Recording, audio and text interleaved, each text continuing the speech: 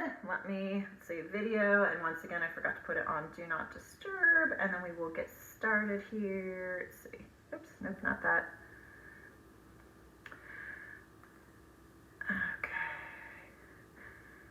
Okay, we're going to start in on a little bit of warm up. If you already have done a warm up or you have your own warm up that you want to do, definitely feel free. We're going to go through our generic kind of one that we do every time that some of you are pretty familiar with.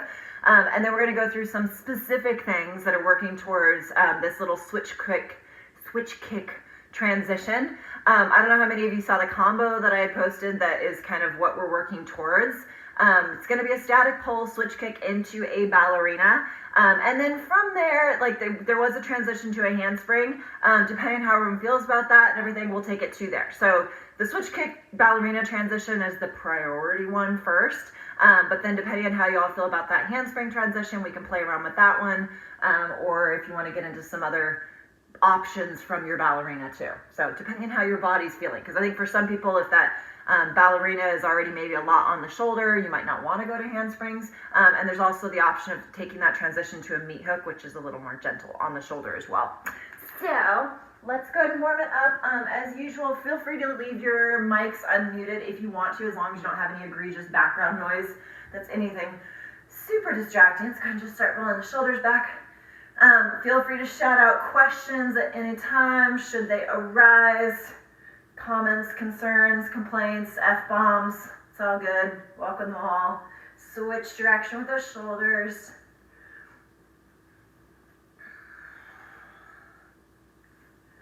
And then big circles, little freestyle swim.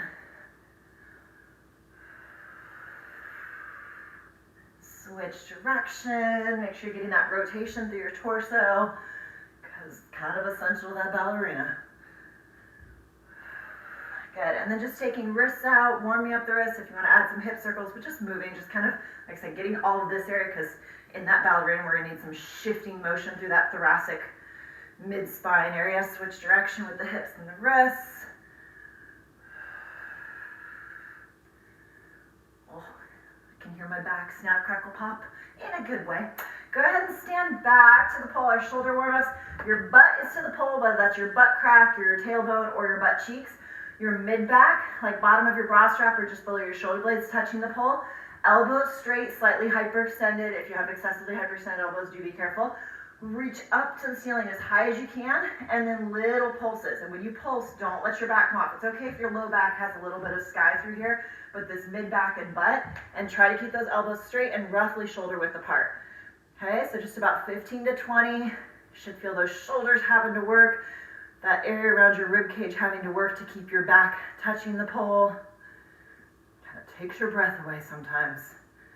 Then after you've done a few of those, bring it down, especially if your fingers start to go numb, shake them out. And then taking into the stretch, fingers all pointing the same direction. Big breath in as you exhale, leaning it to the side.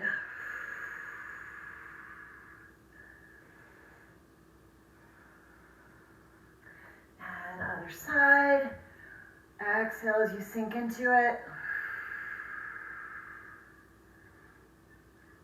And then we're going to go back to this other side again. This time, you're going to exhale as you sink into it, and then I want you to try to rotate your chest out just like, it's not a huge transition, but it's from my chest being here to here, just because, like I said, this ballerina, it's a little bit of side bend. The more side bend you get into it, and the more we kind of warm up this rotation in here. So think about this inside butt cheek slightly driving your hips, and that's also kind of turning chest away. Okay, so you exhale into it, little rotate away, and then maybe relax it, and then little rotate away, and relax it. And then same thing to the other side.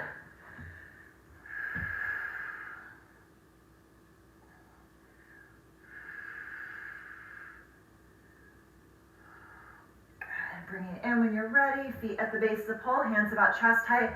Exhale as you sink it down. Let your shoulder blades slide up your back. You can kind of crunch your butt to one side, crunch your butt to the other.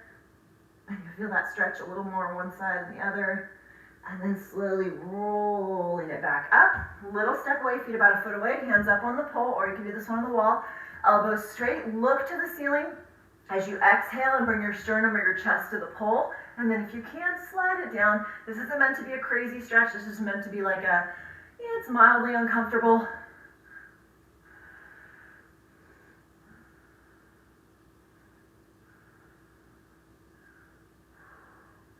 And then slowly bring it out when you're ready. Butt to the pole. Interlace your fingers above your head with a slight bend in your elbows. Squeeze your elbows together. And then exhale, pushing your chest away. On the inhale, you can relax that push just a little bit and then push back away on that exhale. Okay, your goal is to try to straighten your arms. So not only are you pushing through your upper back, think about engaging your triceps, that muscle through the back of your arms, to try to straighten your arms, pushing the chest away, and just do about 3 to 5 of those.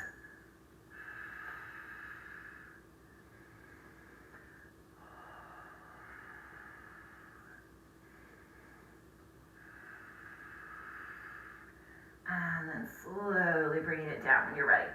Okay, we're going to take it to some side bends because, like I said, that ballerina, and then we're going to take it to some bracket hold, grippy warm-up things, and then talk about what's happening with this combo before we dive into it. Okay, so some side bend things. And the reason we're getting to this, ballerina, the more, yes, those that have a super bendy lower back sometimes have an easier time with it because they just kind of like bend their back around the pole. But it's actually a lot of torso twist, okay? So good warm up on these, just to kind of go over anything side bending is really good on this. When you're in your ballerina, if you're very upright, that's a lot on this shoulder, okay? If the more I actually drop down and rotate, it actually lessens some of that load on that top shoulder, okay? So just in feet a little wider than shoulder width apart. We're gonna start with the passive side bend. Rest your hand on your leg, the other hand, reach up, feel that elongation through your lats, to your obliques, and continue to reach like you're reaching for something overhead.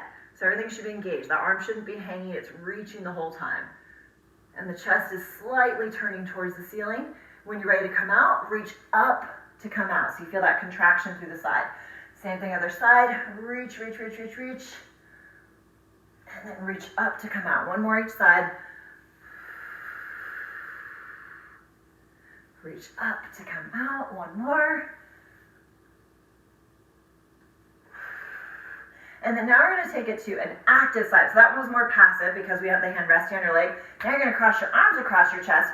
You're gonna exhale into a side bend, which means you're not gonna hang out in the bottom of it because you just exhale. The reason we're exhaling is because it releases your diaphragm and it creates more space for that side bend because otherwise we're like smushing stuff in there, okay? So exhale into the side bend as deep as you feel like you can go. Bring it back up, okay? Just about 3 to 5 on each side.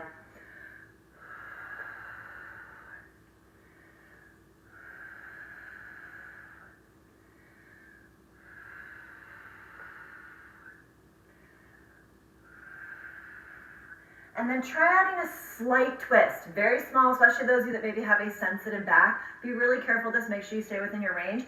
But now you can side and turn ever so slightly. You'll start to feel your butt. Like it won't feel like as much of a stretch.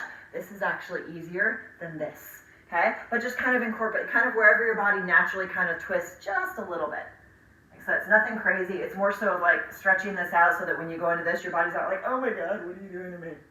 Okay, go ahead and bring those out and let's start with some bracket climb stuff. We're gonna I'll try to remember to do some grip cool down things at the end because there's gonna be a lot of grip strength involved in this. But that being said, I have terrible grip strength. I have old nerve damage in my hands from shoulder dislocations from years ago back in my fighting days. Plus it turns out that hitting people a lot is actually really not good for your grip strength because it also damages the nerves in your hands. All sanctioned fights. I've never beat anyone up on the street. It's all good. So we're going to start with a bracket hold. So for this one, depending on where your strength is with this, and I don't know about any of you, initially when COVID hit, there was a couple months in there where I didn't do a lot of pull. And when I finally got pull set up inside and I started like, whew, okay, I need to recondition my skin. My grip strength is like one of the first things to go. To hold in a bracket hold, my body was having nothing to do with it. My grip strength was dismal. So I don't know how much you work on your grip strength, but this is actually a really good one to work on your grip strength, okay? So common thing that people tend to do with this is they reach too high with the top hand. This is gonna be the same thing when we get to the switch kick combo that we're working on. Stand like maybe a foot away from the pole, hand up, bottom arm, you can start with your elbow to your side. That can give a little bit more support and it's easier versus a straight arm, okay? So if you wanna do a warm-up round with the elbow and then go straight up or just go right into it. Really important with this is that you're not pulling down with that top arm. It's more so I'm pulling this direction. Okay, that's actually what's gonna help with your grip strength. If my hands are too close together, it's gonna make it very hard because you know gravity. So you wanna reach up And initially I reach up and I elongate through my lats, and then I pull down once my hand is on the pole. Okay, so there's a reach to grab and then engage and pull that shoulder down, especially when we get into doing this off the ground. Bottom arm is pushing away and down on a diagonal, so look at the angles your arms are going. What tends to happen is people put the arm here and then they end up with this hanging thing. I want to really think pull, okay? So pushing and pulling, and then before you lift your legs off the ground, try to find this feeling of whoo. Like think of with this arm, you're pushing so far away it's as if someone punched you in the stomach. Push and raise to a little tiny pike. Okay, so instead of like trying to lift your legs back, it should be more of a push-pull. The legs just come off a little bit. Okay, do a couple on each side. Most likely your dominant hand is going to feel better. Okay, but pay attention to like, okay, does your top hand feel like it's slipping? I mean, to some degree it's going to slip a little bit quite often, but if it feels like it's slipping egregiously, check the height of your hand. Are your hands too close together? Are they too far apart? Okay, you should really feel with that top hand a pulling across, not just a pulling down. It's the pulling down, which is where you start to kind of get into trouble with that. Nice, Jen. All the Jens. They all look great. Yes, switch sides, because once again, we all got a dominant side. Okay? And if one side is weaker, like my right is my bad shoulder, I have a much harder time pushing. When I first started doing these, my bad shoulder couldn't support the push. I had to put my elbow to my side. So don't feel like, if one side does feel weaker, it's totally okay to do that adjustment. Better to work that adjustment and start to strengthen that side evenly than to totally disregard it. Okay, so just a couple on each side, like I said, nothing too crazy.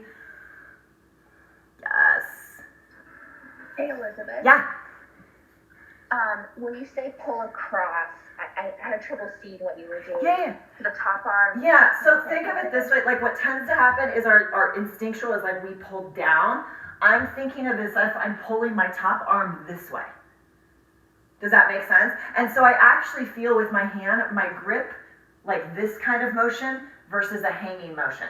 Does that make sense? So that's why I say like really important with this, and what tends to happen is people focus so much on the top arm, it ends up being like a 90 versus 10.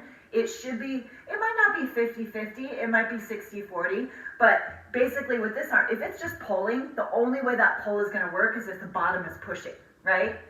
Okay, so you should just really wanna feel that the two hands are working together, it's not all in this top arm hanging. Okay, cool. Yeah. Okay, so, yeah, oh yeah, Car. I feel like I'm twisting when I do that. Let me see what you're doing. It may be... Like I'm rotating. Yeah. So it happens to me on both sides. Yeah, and so I find that is partially a strength thing. I have a much harder time not twisting when I'm on my right side, my right arm down, because that's my weaker side. Think about, you know, like when we do pencil holds on spin, that core engagement. Also keep in mind, if you reach your arms too far, if you watch the angle of my shoulders, if I reach too far, my arms start to get here, and that adds a twist. Think about trying to have your shoulders square-ish, and then that ends up evening out. You are going to have a little rotation, Jen, but if you feel like it's excessive, try to square up your shoulders a little more. Yeah, no, that was good. Like, it has a little rotation. Like, it's not like as soon as your feet lift off the ground, you're spinning. You kind of lift and then slowly, like, that's totally normal. Because your arms are not, you know, our arms come from different sides. They're not perfectly stacked. Thank you. Yeah, did that feel better the second time, though? Yeah, I think they were too far apart. Yeah, no, and that is for everyone, in case you didn't catch that part, is your shoulders might not be perfectly square when you grab, but if you're reaching too far and your shoulders are opening, that is going to cause you to kind of rotate a little bit. Okay, so let's talk about, actually, hang on, I'll lose the pants. I guess I'm warm-ish enough. What's happening next here with this next move? So the switch kick, hey, hang on. I suppose I will demo now. We'll see how my shoulders feel.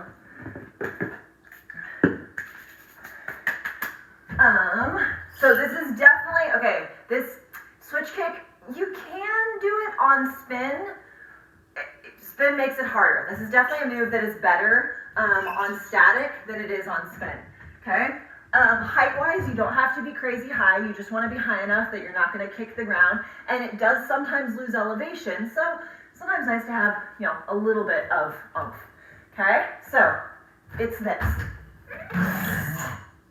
okay? So what's happening, whichever hand is high, Most likely you're going to go with your dominant hand.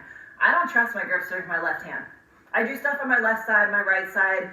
If it's something that's like a prolonged one arm, I'm like, oh, you are benched. So yes, definitely want to work things on both sides as much as possible with the exception of an injury, okay? So what's going on with this? Whichever arm is hot. When you initially go into it, you don't have to go to like the pretty pencil. Down the road, you can make it as pretty as you want to. The opposite leg to your arm is going to cross, and that's your wind up, okay? And it's not just that my leg is going to cross, like I don't want to completely keep my hips square as I cross. I want my hips to actually turn a little bit. And basically what we're doing is we're using that rotation that Jen Carr mentioned a little bit, where she felt that rotation before. We're creating that rotation now. Whether you had it at the beginning or not, you're going to cross, so it makes you kind of almost start to rotate, and then swing that leg, look over your left shoulder, hand rotates and grabs. And eventually you don't need this hand, eventually you actually can get that leg in. I find on a short pole, I don't feel so comfortable not using that hand because it's also keeping me from sliding. If I'm on a higher pole, I'll go without that hand and I can let myself drop into it. Short pole, you probably want it. So there is a moment where you were with one arm, okay? So if this is something where your shoulders, where you're like, I don't know how my shoulders fit, like you definitely should be comfortable doing like a chair spin, a blind hand grab, things like that.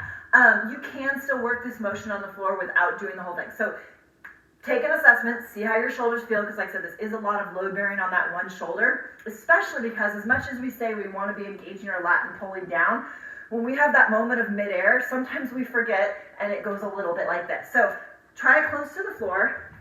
You're going to be up, and like I said, don't worry about doing the whole thing yet. To start, let's just start with the starting position. Don't worry about the kick. You're going to go to a climb. Find the distance for your hand, just like working on aerial handsprings. What tends to happen is we get up high, we put our hand too close. For me, I have to open my knees and put my hands.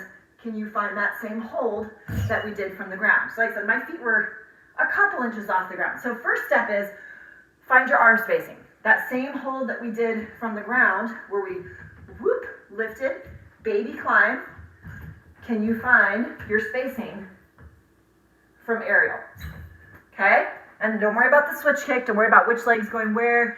Just can you hold? Nice, Jen. Really good. Nice, Elizabeth. That looks really solid. Yes, SB. Okay, SB, that was actually really funny because I looked at you for a second, and the way the floor is in there, it looked like your feet were still on the floor. And it looked like you were just standing there. It took a second where I was like, oh wait, her feet are totally off the floor. It's like an optical illusion.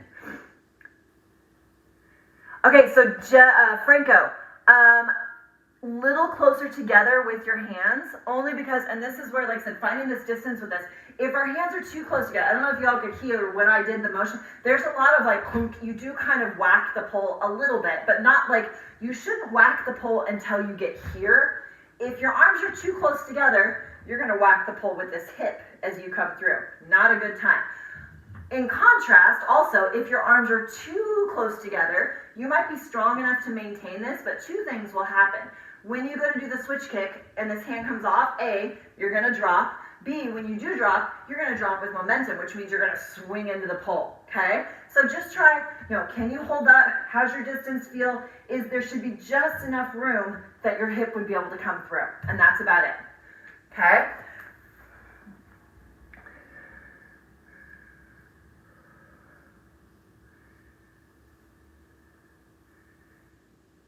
Really good. Yep, and if it feels fine holding in the pencil, try moving your legs. Like, just think about, okay, opposite leg to arm is going to be the one that moves. You don't have to do the full switch.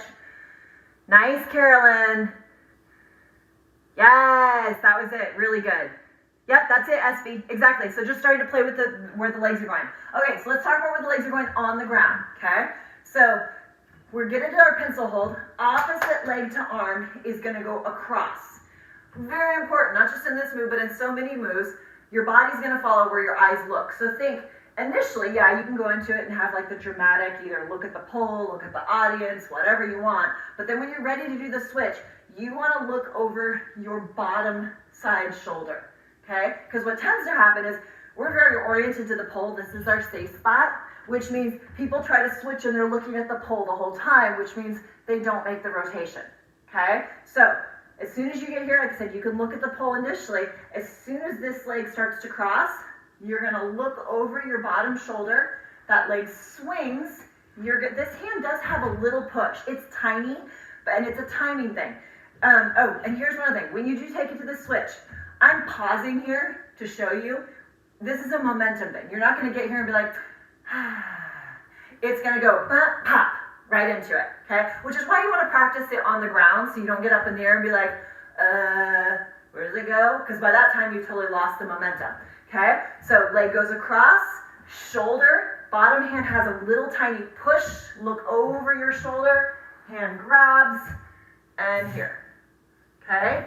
And like I said, this is one you wanna have a little bit of elevation, at least one climb up, only because like ballerina is one of those that it's actually harder to get in sometimes when you're low. So you do want it, like sometimes people are like, well, I want to practice this where my feet land on the ground. If you practice your feet landing on the ground, you most likely will have a hard time getting all the way into the ballerina. Okay, so if you don't want to do the whole switch, totally fine. Like I'm a huge advocate of listening to your body. But if you are going to try the whole switch, like I said, do as many demos on the ground so that you don't have to think about which leg goes where, because this all happens in a millisecond, right? So you want to be down of like, okay, leg goes here, shoulder turn. Yes, Jen, that was really good. Okay, if you're ready. Yes, okay, Jen Carr, look over your shoulder a little bit more. I don't know if you felt there was a pause where like your butt crack paused at the pole instead of rotate up, so really look. But yeah, that was good. It may also be probably like limited space where you're like, there's a wall. So that might have been part of it. Yeah, I'm gonna do, thank you. Yeah, but that was really good. Look over your shoulder sooner, Carolyn.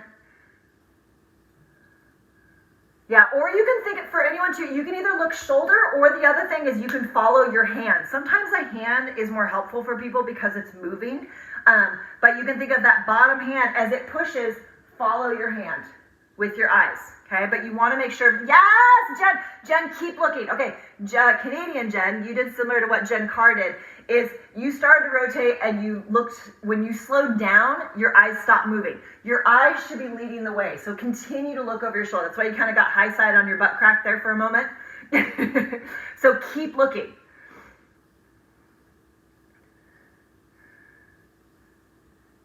And look, yes, that was it. That was awesome. That was so good. Yeah, like I said, this transition is more challenging with less height because like where you were at, Jen, is like you were in it, but if you have more height and you can let yourself sink, you'll feel even more locked in. But of course, you know, short pole problems, we work with what we got.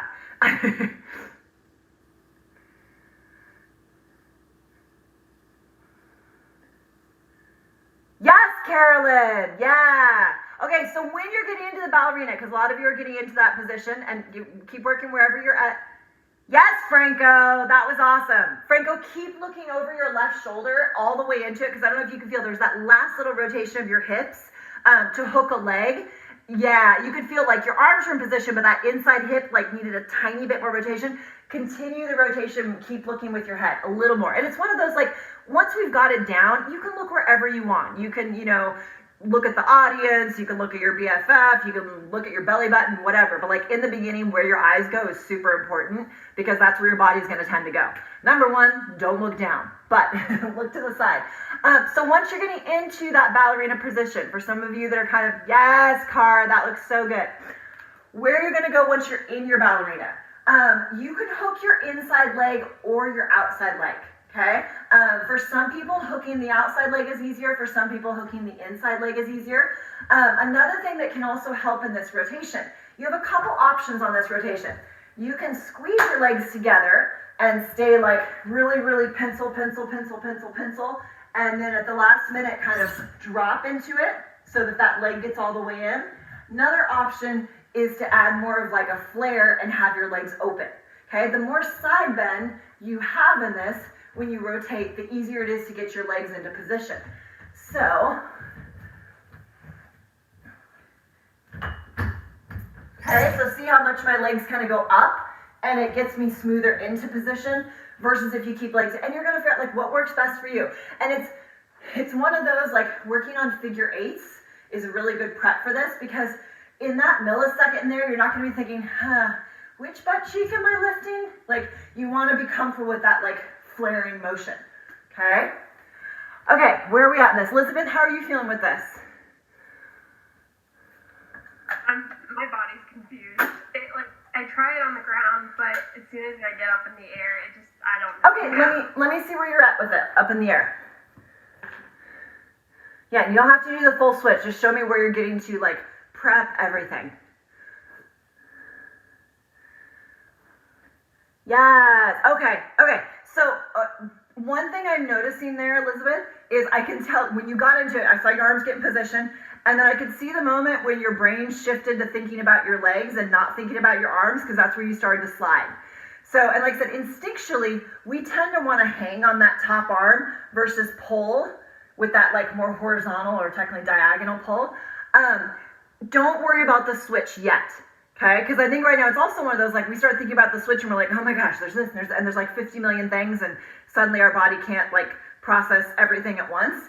Just work on getting that first part of where your leg is, okay, is here.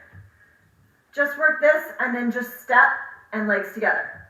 Just do a few of these, okay, because kind of what I saw when you went into it is you got this, and as soon as your legs went, it was like, and your arm went to more hang. I mean, I'm exaggerating, but more of a hang. But just start ingraining your head of leg cross and out, leg cross and out, and be able to maintain that bracket hold. Yes, there you go. That's it. Yeah, because sometimes when we're thinking of like 10 steps ahead, it stresses us out whether we realize it or not. And suddenly our brain is like, too much. But if we're like, okay, let's just look one step ahead. Let's get comfortable with that. And suddenly it's not so scary. Like, we don't realize we're scared. Like, we all have that. We're like, you can be ready to do something and be like, I'm good. And then your body is like, no, we're not good. Did that feel better, Elizabeth? Yeah. Good. Yeah, that looked much more solid. Yep. No, 100%. Yeah, 100%. Okay, if you are not working this on both sides, every 2 to 3, just do that prep position like I was just showing Elizabeth. Okay? If you're not comfortable doing it aerially, if you want to just do the holds from the ground, just do like 2 to 3, 2 to 3 this way. Or if you do feel comfortable on your less dominant side, just go to the pencil and the leg. Okay? Just like 1 or 2 on each side, just so you're getting some on that other. Nice, Cara. That looked really good. Yes. Nice, Franco. Yep. Yes, Jen, Canadian Jen, that was awesome. That was so smooth. Really good. Feel how like now it's getting like all the way into your hip. Yeah, that looks really good. You're gonna end up with a nice bruise there later. You're welcome.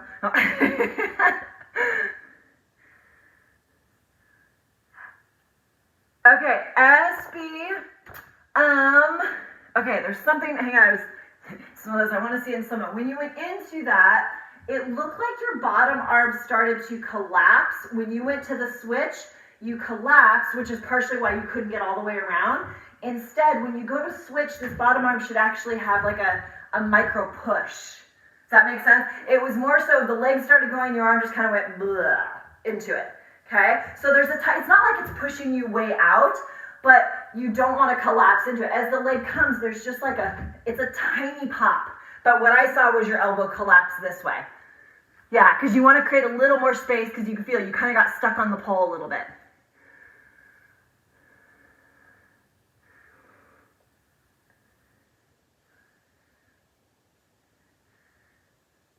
Better. Okay, where were your eyes looking?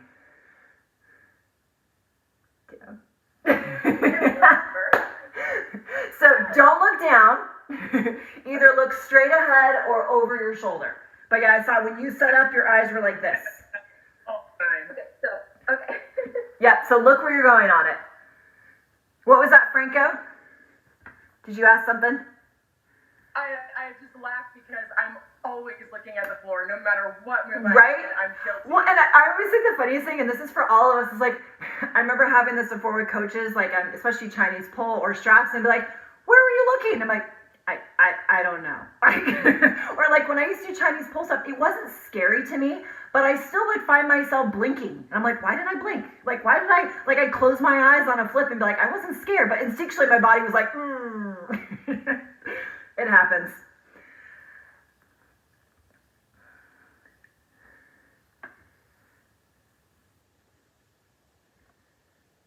Look up, Carolyn, look up.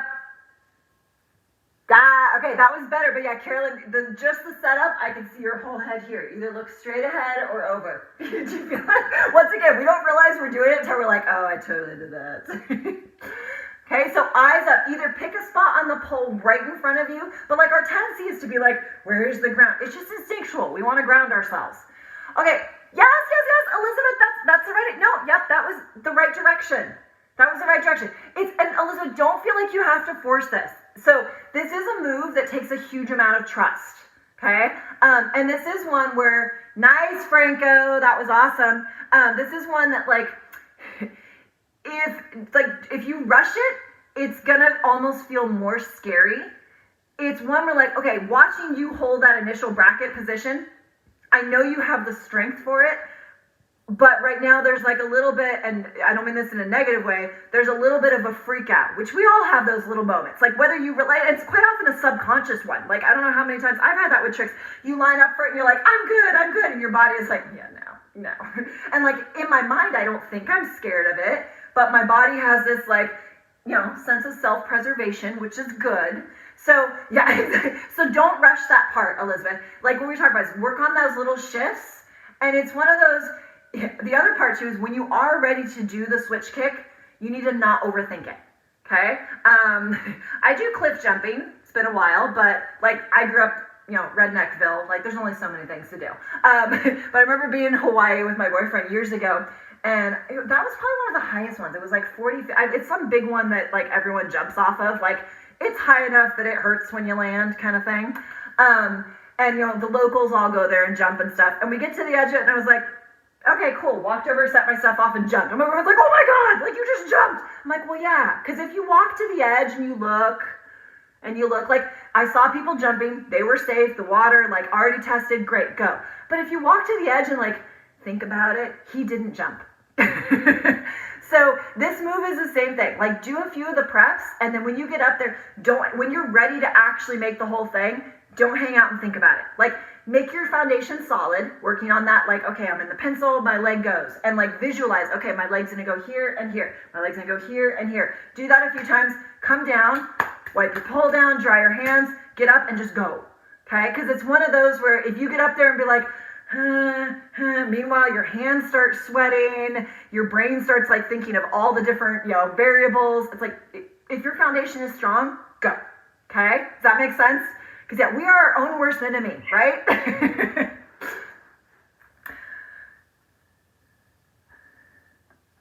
Look up, Carolyn. Yes. Okay, good, really good. Little spot where your butt got stuck, Carolyn. Okay, so if you're going in the pencil move, push more with your bottom arm. Does that make sense? Yeah, so either A, we have to do the big straddle where we can crunch out of it. If you're staying in the pencil, it just depends on what look you want. You have to push more with that bottom arm to create space, right? But yeah, that was good. You could feel like your form, everything is good. You just have, gravity happens. We start to sink towards the pole. You just need a little more push with that bottom arm when you go through, and you're good. All right, and then at the top, so you're looking up, and then you. Yep, and so you can, either A, when you're ready and here in the position, you can look at the pole right in front of you. Just don't look down. If we look down, we stay looking down. Look here, and then look over the shoulder of your bottom arm. Okay. Yep. Okay. So the shoulder of the bottom arm, yep. not the bottom hand. Yeah, exactly. Yeah, you can be your bottom hand as your hand comes away. That's what I said. The options are either A, you look at the pole in front of you, and when your hand comes off, you look for your hand, or you just look over your shoulder the whole time. Yep. Franco. So I see some other people doing it too. Right when you finally finish flipping, there's like that part where you kind of hit the pole with your butt, and you have to kind of push to shimmy the rest of the ballerina in. How do you clean that up? Yeah, okay, so that part, yes, Elizabeth, that's it. That's kind of what I was talking to Carolyn about too. So you have two options. If you're staying in the pencil, which is the form that Carolyn is in, and it just depends on what look you want. To me, I default to the straddle just because the straddles are like my jam, like figure eights and things. If you're doing the straddle, there's a side crunch, and so that clears your butt. If you're staying in the pencil form, you have to push away more with your arm so that your butt doesn't catch right here. Because think about it, like we get here, we have space right here, But if we just kind of barely push, meanwhile, gravity, we catch right there, and then there's that to get into it the rest of the way, right? So if you're feeling like you're... Hip catches. What's that? It's when your hip catches. So I'll clear my butt. Which typically Oh, okay, at the very end? about here. Oh, okay. Yes, okay, so that last little bit. Okay, so that you have two options. A, as soon as you get into position, like you're just about there and it kind of catches, drop down, like let your arm slide. That's what I say is the more height you have makes it easier. Or the other one is as you're about to land, more crunch through this butt cheek. So if you look at it this way, if I'm here, I'm kind of stuck, and you may or may not get that leg all the way through, which means it kind of limits your options. If instead I crunch here, see how it just created space right here? So you're really think about, remember I was saying that lat engagement of that top arm? Think of lat, two obliques, and crunch. But that's that last little bit so your hip doesn't get stuck. But once again, this is all happening in a millisecond, right? So many things to think about. Look over your shoulder, Carolyn. More. Look for the pole. Yeah, so you're gonna initially start over your shoulder. You're looking like, okay, normally in pole, we don't spot, but like in ballet, some other sports, you spot. If I initially am starting here, I wanna look for the pole again. Okay, so you can think of like where you were going on the spotting on that one, Carolyn. You looked to about here. Keep looking around. Does that make sense? Like finish the loop. It's like, okay, think about it. If you're running a race, you don't run to the finish line. You look past the finish line and you run past. Same with this rotation. I see you looking to like, well, that's where I'm going. You want to look past where you're going. And that'll help that last little sticky spot there.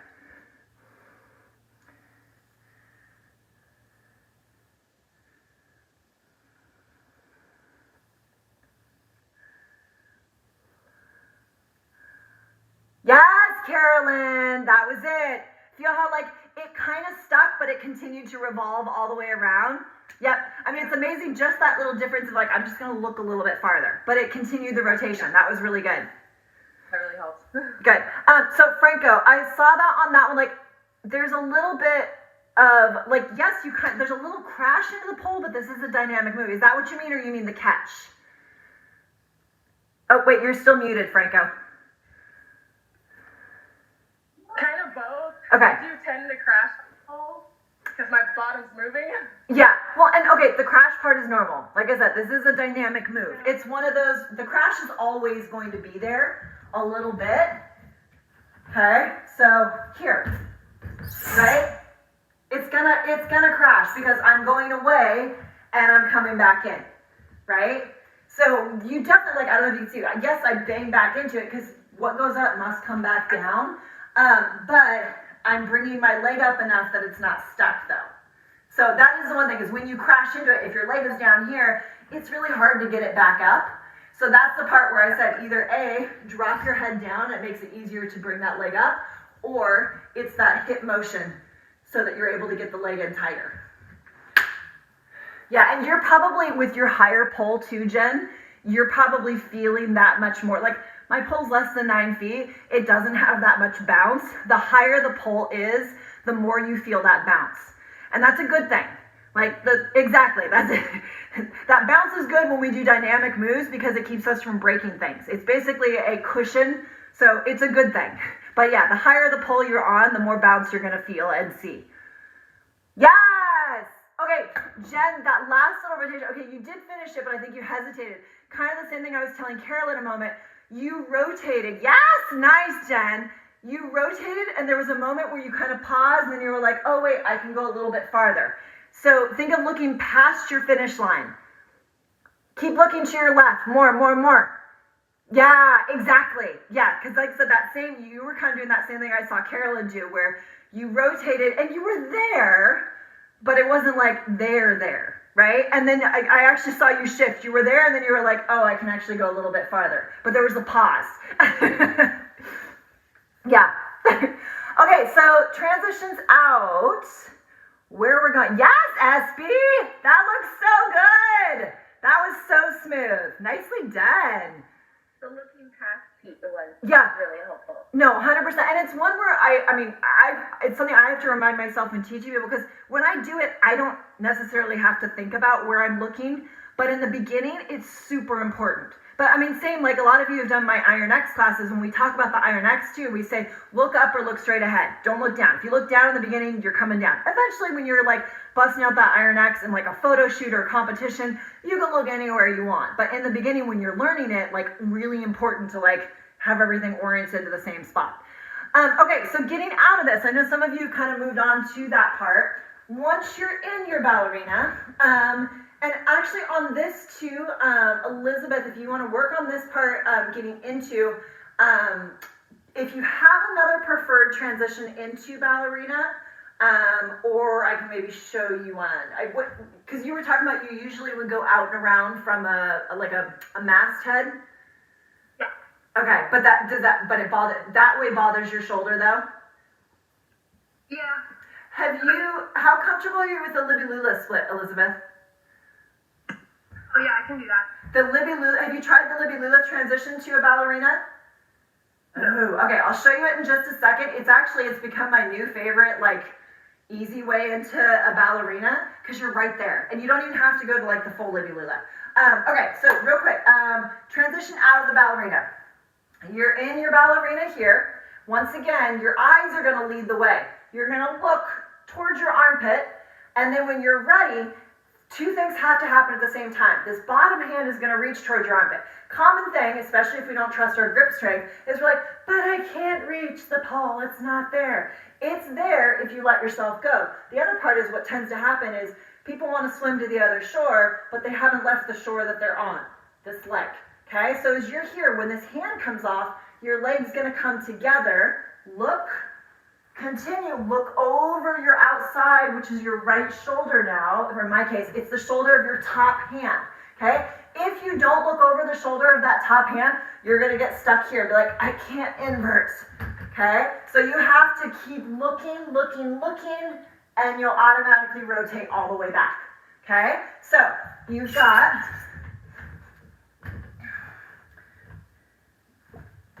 here, arm, look. And then you can go wherever you want. You can invert, you can leg hook, whichever, okay? It all has to happen at the same time. So if that transition is new to you, do it a couple times on the ground and be like, okay, arm and hand.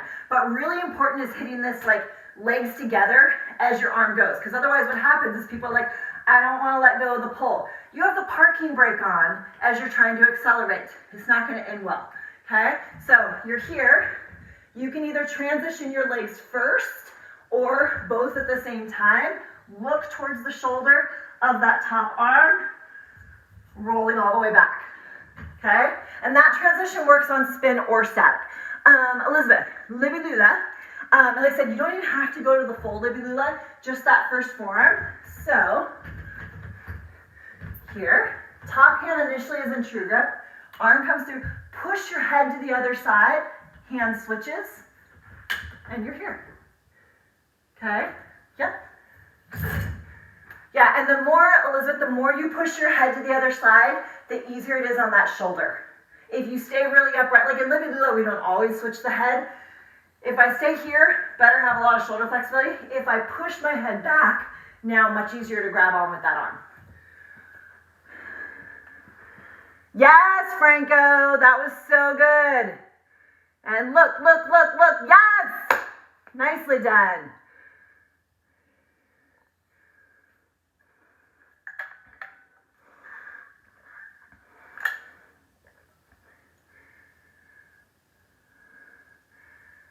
Look over your shoulder more, Car. Legs together, look, yes! So Jen Carr, on that first transition to the ballerina, you're pausing, you're looking to where your finish line is. You need to look past your finish line. Can you feel there's like a little tiny stick, right? Yeah, I feel it. Yeah, and like before I wasn't sure if it was you being careful of the wall, but I'm seeing your legs aren't in, like looking at the direction of your head, you're pausing. You need to keep looking around. Yeah, because it's just a tiny stick, right? But you can feel it, right? Yeah, no, I feel it. Thank you. Oh, yes. Yeah, SB, Yeah, especially if you've been doing dynamics. For anyone, okay, for this, for everyone, these can be a lot on the shoulder. So definitely listen to your body. Don't do a ton of these. If your shoulders are starting, nice, Jen, that looked awesome. If your shoulders are starting to feel fatigued, go back to just working basically the visualization of this. Okay, like if you have it, great, fine. We are going to move on to the handspring transition in a minute. But if you're still kind of working this, like, I don't know about all of you, I need a lot of repetition to learn things. Sometimes my body doesn't have the number of reps in it that my brain needs. So if you've got the move, great, like leave it alone. Don't like keep, beating a dead horse.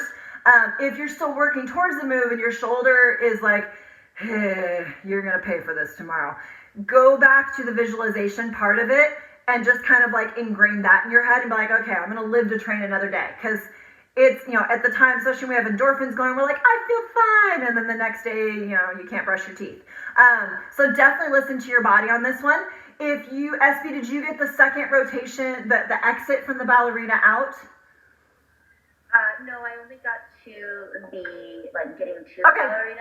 Okay, so I would say either A, work the transition out just from standing on the floor, like do a few of them to have them ingrained in your head, and you can work on those later, or if you think that part feels okay in your shoulder, it's just the poppy part that's a lot on the shoulder, because honestly, it's that first transition to ballerina.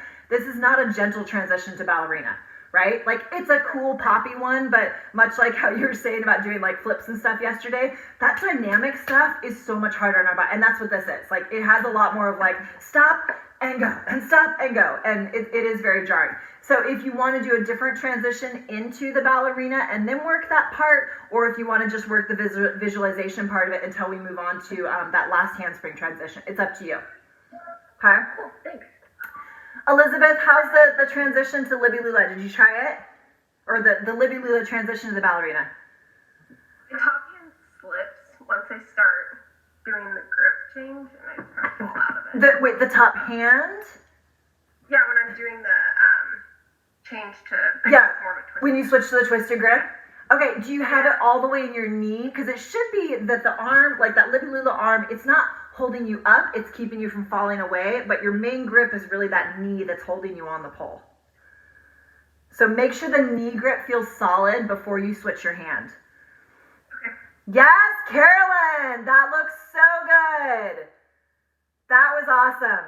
Yeah, that was super clean. Yes, Franco, finish the rotation. Finish, look over your left shoulder. Look. Yes. Nice. Nicely done. Yes, SB. Yeah, that's it, SB. Just kind of like getting in your head, because it's one of those, when you're ready to go, it's going to go. So working on like just having in your body of like you can verbally tell yourself, like whether, internal monologue or actually verbalize, but like where your eyes looking, where, what direction as you go into it, but really focus on the head and the eye shifts as you kind of walk yourself through it. Franco, on that one, that last, your head just needs to turn a little bit more, right? I was watching it and I don't get it. Right. So you just need to, like, you're stopping, you're looking for the pole. Like, when you can see it out of the corner of your eyes, you stop looking. It's instead, think of trying to look, like when you're coming around. Okay? So yeah, just think of overlooking. Does that make sense? Overlook. It does. The finish line concept made sense to me. I see it in my video. Yeah. So for all of you that are working on this one, we're going to move on so I don't completely kill your shoulders. If you're still working on it, you might give it a couple days and go back, give your shoulder a little bit, but I don't want you to do like 101 of these and, not be able to, get dressed tomorrow. So a couple things to think about in this transition. We kind of talked about this before of like how you want to stylize it. If you want your legs together, your legs out. Think of like, for example, in a competition, in a performance, you want in all your moves, not just in this, you want fast and slow, you want big and small. Okay, so pop outs, for example. We talked about them a little bit in the handspring class.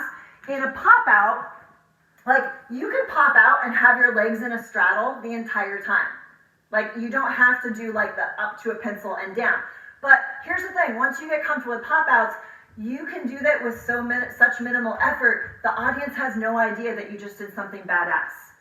Okay, so keep in mind, like when I used to do pop outs, I would go straddle to pencil and back down. I didn't need the pencil to make myself pop, but it made it like stand out. It made it more impressive. With this move, same. As much as like, okay, the pencil transition is nice to have, keep in mind, if you are gonna do the pencil, you wanna try to have more of a wind up at the beginning and then a contrast of the pencil. Does that make sense?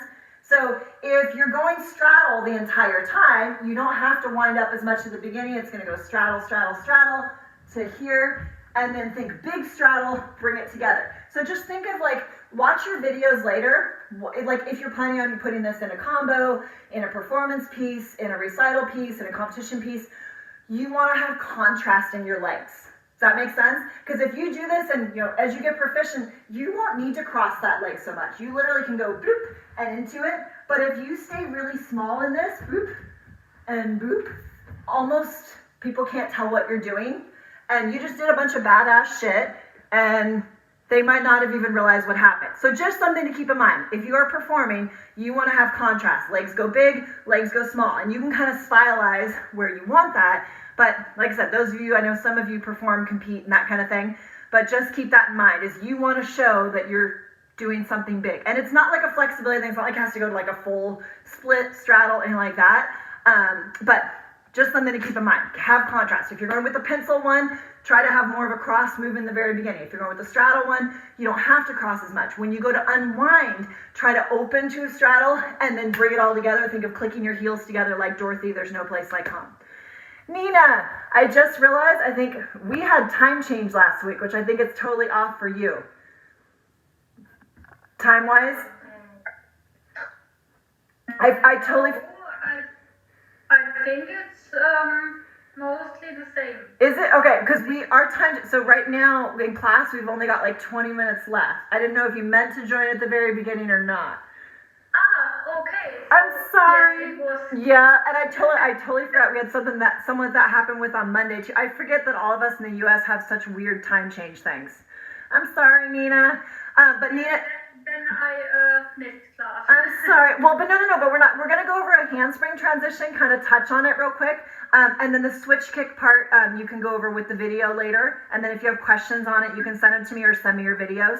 Okay. I'm sorry, Nina. Like I keep forgetting. I need to like point out to everyone that the time change. I forget that like some places have it and some don't. And why can't we all just be on the same? Anyways, right. I think, wait, Arizona doesn't do the time change, right? Yeah. Like, why? Why don't you just, why? Just leave it the same. We should all be Arizona. Okay, so any questions on this switch kick thing before we move on here? Good. Like I said, everyone looks like really good progress on it. Like I said, I think definitely rest the shoulders. Let's talk about this transition to the handspring.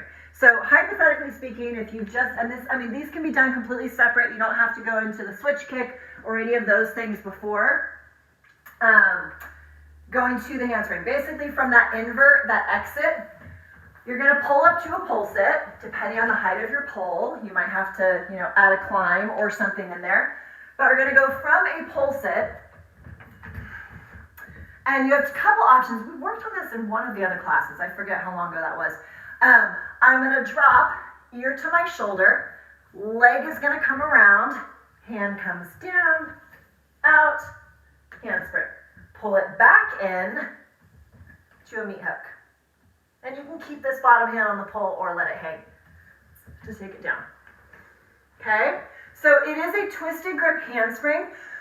One of the cool things about this transition though, is you don't have to be able to hold a twisted grip handspring. It actually can just be a cartwheel out.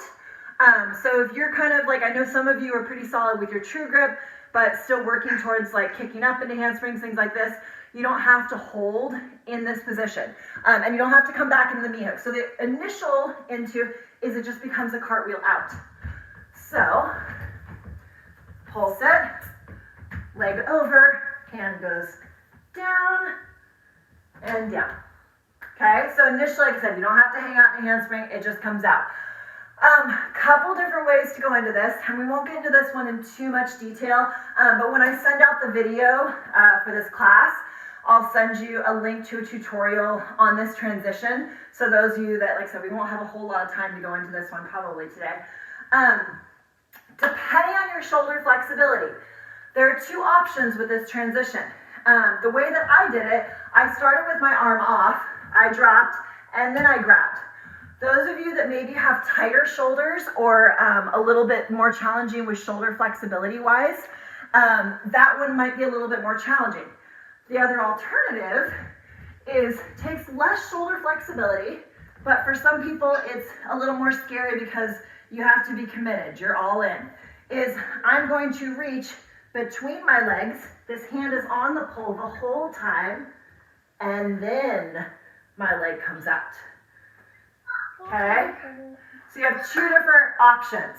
Okay? So pull sit, lean to the side, whichever hand that you want to have on top is going to go at your hip. Okay? So when it first grabs, it's in a true grip. When you end up cartwheeling out, that hand will end up in a twisted grip. Okay? I don't know if you can see on it. Also, when I grabbed with my bottom hand, as I slid it down the pole, even though in the end, my hand is going to end up fingers down for my bottom hand, when I was sliding my hand, I had it in a cup grip. Okay? Reason for that, and you can slide it either way. You can grab right away here and slide down. I prefer to grab with a cup grip, slide it down, and right at the end when I'm ready to go to my handspring, you can leave it there or switch it. Reason for that is I find finger down doesn't slide very well. Versus if I switch to this, it's much easier for me to slide my hand, and that bottom hand has to slide. Okay? So top hand at your hip, ear to your shoulder, lean. Two options with your hands. Either it grabs between your legs from the very beginning, or after you get in the meat hook, it grabs over your head and then it slides. You're going to transition to a meat hook. So if I'm going to end up in my right handspring, I'm going to lean to my right.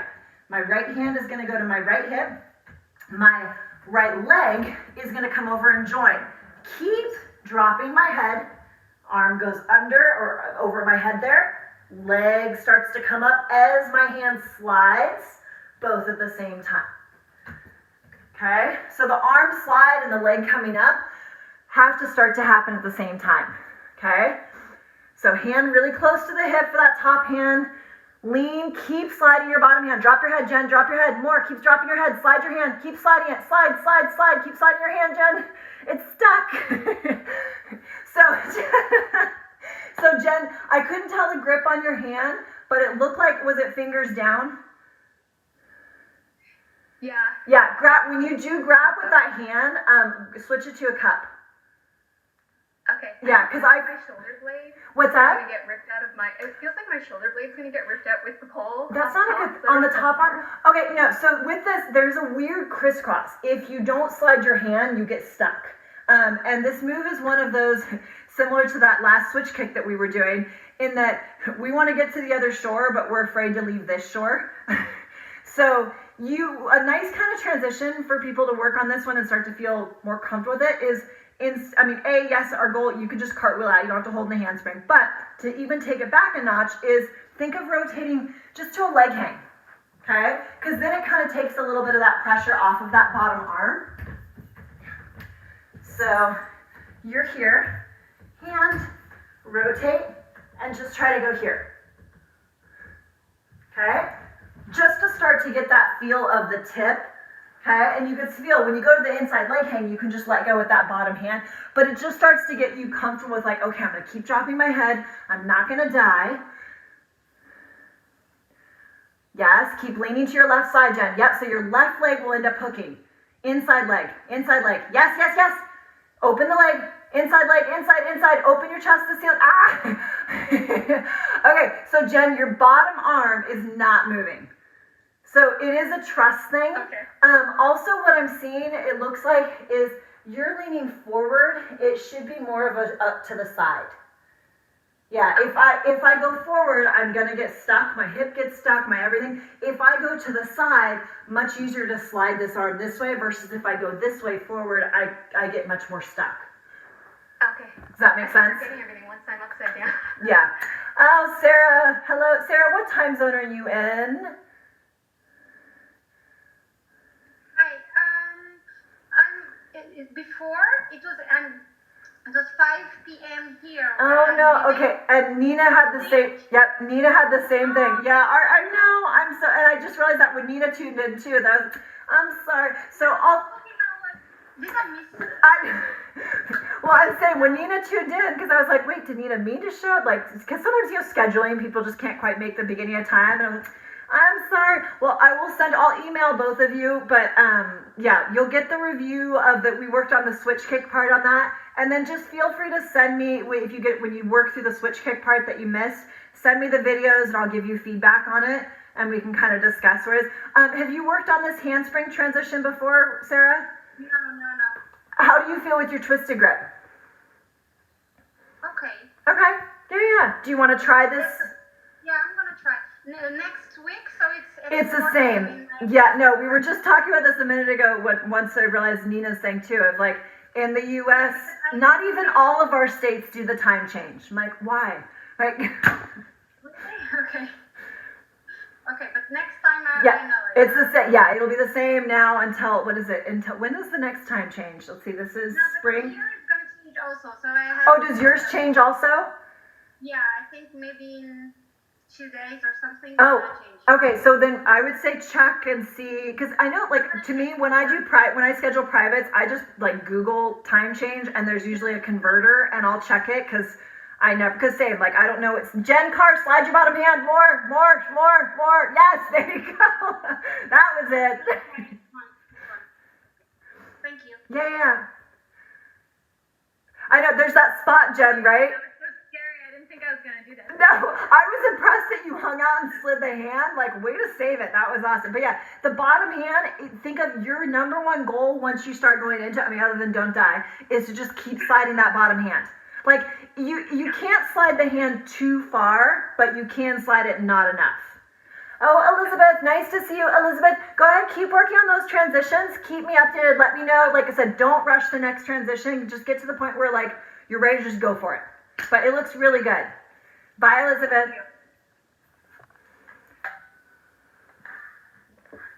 Could you go over the order of operations for the hands? For the hands. Like, take them. Yeah, oh no, yeah, they're super funky, aren't they? Okay, so you have two different options. One, so here's the thing. The one version, like, that Canadian Jen was working on, if I start with my hand down, in some ways it feels scarier because it's an all or nothing, okay? So if you start with your hand down, it's usually scarier and people are more likely to get twisted, but it takes less shoulder flexibility. I know that sounds weird, but the reason is because this hand is holding onto the pole the whole time. The other version, and I'll demo both in a second, in the meat hook one, you go into a meat hook, and then you grab over your head, and then you grab. But the nice thing about that version is you can do it in little increments, gradually, okay?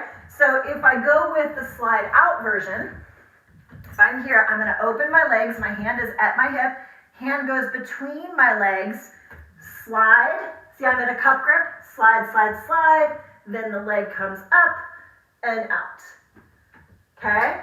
Other version is instead of having my hand between my leg, I'm gonna transition to the meat hook and then switch my hand.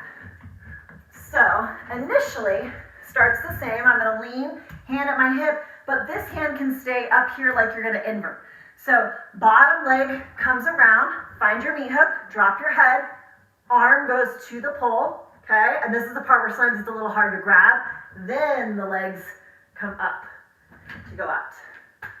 Okay, so those of you that if you work on that meat hook transition, that one, head rush. If you're going to grab the pole, oftentimes people get there and they're like, I can't find it. Put your forearm to your head, look towards the pole, and quite often the pole is right there. Okay, and it actually puts you in exactly the grip that we want to have, that kind of cup grip to slide. Oh wait, no, Carolyn. So wait, Carolyn, which hand do you want to have on top?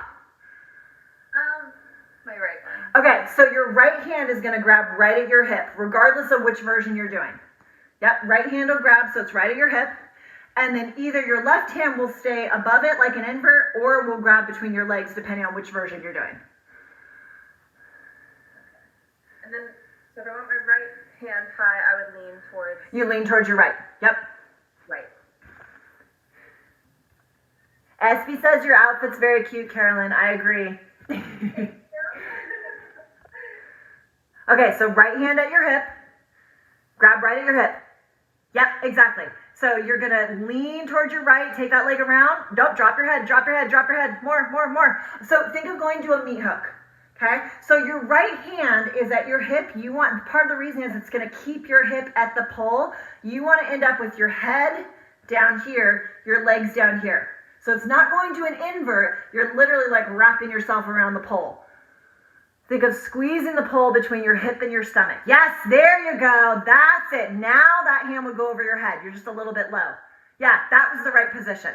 Yeah, and you can also, when you get to that spot, I don't know if you saw it when I did it, when I paused because I was talking, I bent my bottom leg, partially because I was hanging out there talking. If I bend my bottom leg, it actually locks you into that meat hook a little bit more. So if you're kind of getting down there and you're like, oh, I want to hang out my meat hook, or I need a second to find the pole, if you bend that bottom leg, it will lock the pole between your arm and your knee better.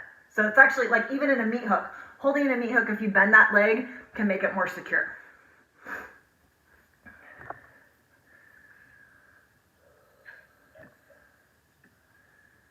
Yep, hand at the hip, drop your head, yes. Now that left hand is going to go over your head. Yeah, nope, yeah, and you, yeah, the meat hook was really good. So work on just getting to where you can hang, and this goes for everyone. Don't feel like you have to go right into the switch. Slide your hand, Franco, slide, slide, slide, keep sliding it, keep sliding, keep sliding. Yes, keep sliding, yes, there you go. Then look at the pole to open towards the hands. Oh, you're right there. It was right there. So you can, Jen, if you get to that spot and you're like, oh, like it is a weird, like, position to enter your handspring. Yeah, so if you get to that, like your arms were set up for the handspring, but if your grip doesn't feel good, just switch to a leg hang. And you can go inside, outside, whichever. Yeah. But, what's that? That's the furthest I've gotten. No, that was so good. And you had the same thing as, like, it's learning how to, like, keep that arm sliding. That was where, like, Jen Carr was, too. The same thing where it's like, we stop and we're like, why is this not right? And it feels scary, but it's, you know, yeah, you just got to keep sliding that hand. So if you're working on the transition from the meat hook into it, just get comfortable hanging out in your meat hook, okay? So if you're here, you're gonna lean to the side, take this leg around so you can bend your legs, drop your shoulder to the pole, and you wanna just get to where you can hang here. If I straighten my legs, see how I start to slide more versus bend them, it squeezes my legs in and puts the brakes on. Okay, so the bent leg meat hook, I actually like the look of it too, like for photo shoots, I've done it in a lot of them, but it actually helps lock in your meat hook even more. Slide your top hand, Carolyn, slide, yes, yes, yes, yes. That was better. So really think about squeezing your knees to your chest, like your knees are working like your e-brake. You wanna like pull the e-brake, pull your knees in even tighter. I never practiced my pole meat hook, so. I know, no, and it's funny because like for some people, the aerial versions are easier because the pole isn't in your way. For some people, the pole version is easier because you can squeeze something. Sarah, where are you at with this? How are you feeling with this? I'm trying to understand, but meat hook is something that I'm not comfortable with. Oh, okay, well then let's just work on the meat hook. What's that? I don't know. No, and yeah, no, and meat hook is one, like, and it's not necessarily like, I know people that have been doing pole for years, and they're like, meat hook does not feel comfortable. How's your compression, Sarah? Like when you fold? Do you struggle with compression? I have an injury. That's maybe why I don't like to compress. Okay. Because I have an injury on my leg. Yeah, no, and the more compressed you are, the more it locks it in, but you don't have to compress both legs. If you compress just one leg or you bend the leg, if you bend it, you don't have to compress as much. Yeah. Franco, that last one looked really good.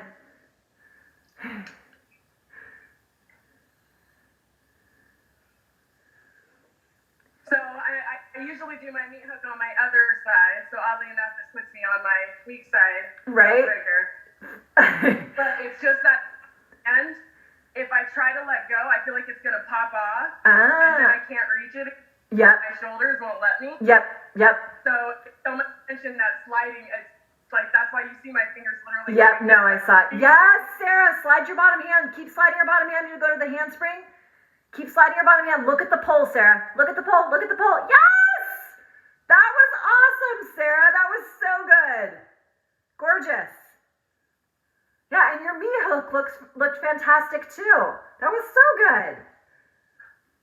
I was doing with my the wrong hands. Oh, okay. So that was well, and that's what Franco just said too. Like that was not my dominant side. Yeah, it doesn't because it's entering the handspring from such a weird position. Sometimes we're like, this can't be right. Yeah, that looks so good, Sarah. That was super smooth. Only thing I would say is when you went into the meat hook, at first your chin was really tucked. Think of keeping your chin neutral and then eventually looking towards the pole. But yeah, that was really good. Nicely done. I'm gonna try the other version. Okay.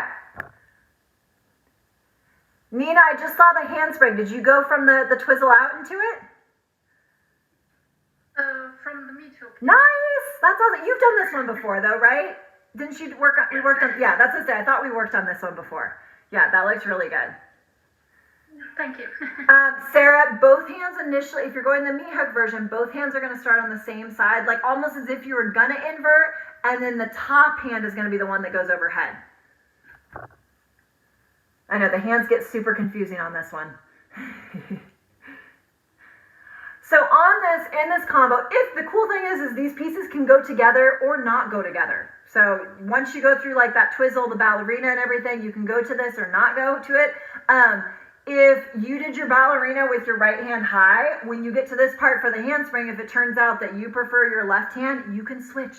It doesn't, you're going from a pull set. Like pull set, you either lean right or you lean left, okay? And you're leaning in the direction of whichever is gonna be your top hand, okay? So if I lean to the right, that means my right hand is there. Lean to the left, left hand is there.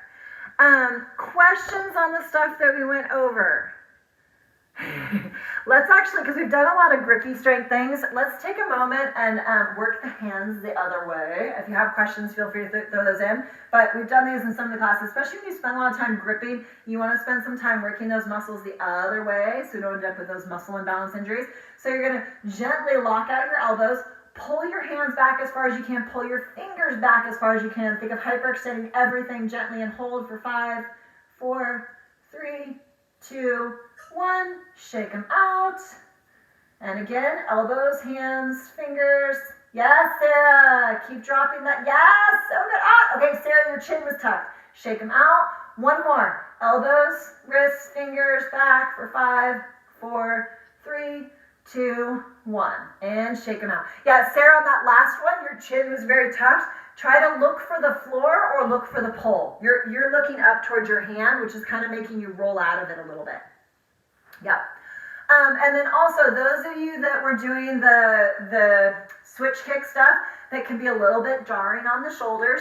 After doing something like that, you actually don't so much want to stretch out your shoulders because you may have already, pulled them a little bit.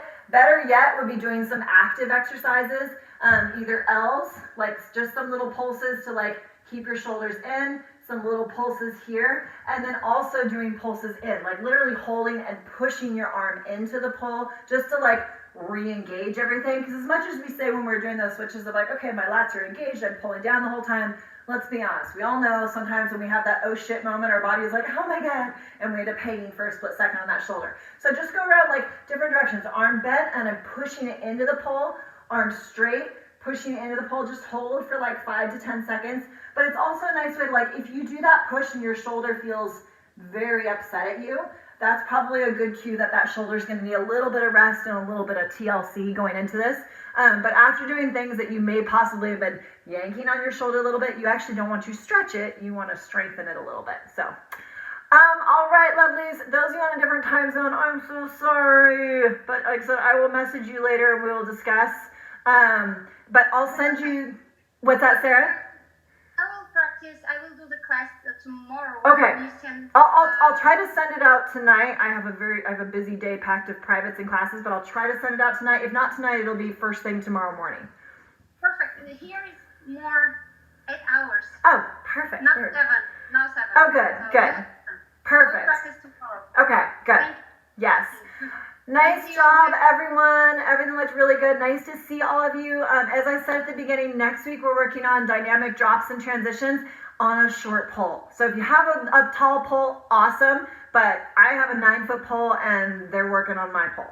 So, but we're going to be working on a transition that's like a shoulder mount, transition to a true grip that's like a dynamic poppy move into a true grip, which if you have a true grip handspring, awesome. If you don't have a true grip handspring, that's okay, because there's a modification for it as always. And then there's another little drop later on that's an optional one as well. So, but it's working on static pole poppy things. And you don't have to do them poppy. If you're not a poppy pole person, like some people are like, I like to keep it slow and sensual, that's totally fine. You can take a poppy move and slow it down and make it slow and sexy if you want to. So don't feel like it has to be, like, make it yours. We're just gonna work on the breakdown of the transitions, and then you can put it to whatever speed that you want it to be. I will send out the video in the next 24-ish hours, depending on how crazy my day is. And then if any of you have questions on these transitions later, definitely feel free to send those to me, and hopefully I will see you all again next Saturday, if not Monday night, for handsprings. All right, lovelies, enjoy the rest of your weekend. Bye.